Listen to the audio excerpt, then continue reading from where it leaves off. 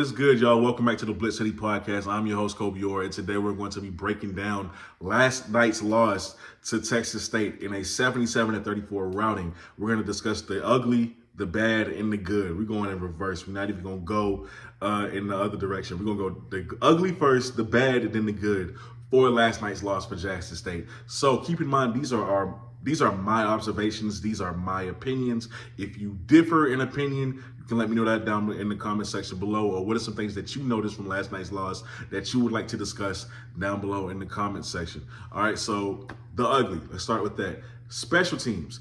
At some point in the game, it was clear that Texas State was going to win, but 77 points should not have been scored on y'all. And I want y'all to understand that special teams played a major part in why 77 points was scored on y'all, because you gave them crazy field position all night long. Cole Wilson is one of those guys that I told you was gonna go off because he's a threat in my scouting report, right? Cole Wilson had 3 kick returns, averaging 47 yards each kick return. 47 yards. He finished the game with 3 returns for a total of 142 yards total.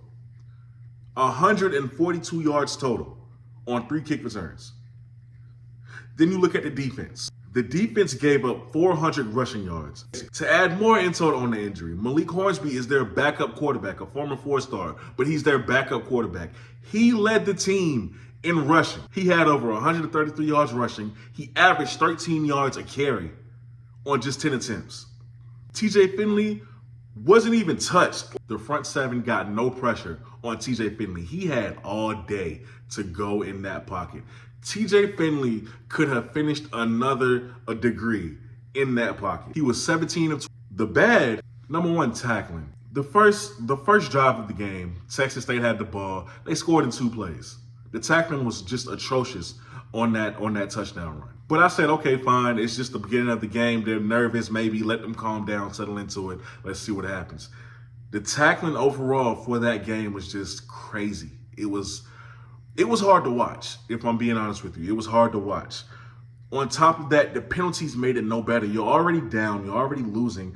You were just as bad as Texas State was, and Texas State was really bad in penalties. I think you had 1 less than them, but you were just as bad in penalties. Those are the bad. The good, because like I said, there wasn't much, but there was good, and there were things to take away and build off of offensively. I give Maurice Harris credit because he started to realize the middle of the field was wide open, and he attacked it, and I loved it because it kept the chains moving. Also, Aubrey Miller's little brother, Ahmad Miller, I slept on this game. First of all, I didn't know he was that fast. I didn't know he was that explosive. Him and Irv Mulligan together combined for 142 yards on the ground and 2 touchdowns. Irv Mulligan is just otherworldly at this point. He's the guy. Like I've said this last week, he is the guy that makes that offense go. He's the nucleus. So you feed him, you prioritize him, and let him open up everything else. Not in this game in particular, but just overall. Irv Mulligan was sensational, but Ahmad Miller was a nice surprise. Jason Brown, however you feel about Jason Brown's play, it's probably going to differ from mine because I actually didn't mind it, at least not in the first half. I actually like Jason Brown's play. Let me tell you why. Because he did everything that an experienced quarterback who's been in college for 6 years should do. Every single time Texas State made a mistake by jumping off sides, he took advantage of it. He snapped the ball, got a free play. Those free plays didn't amount into anything, but it was the fact that he recognized it enough to be like, hey, get set, snap the ball, let's get a penalty.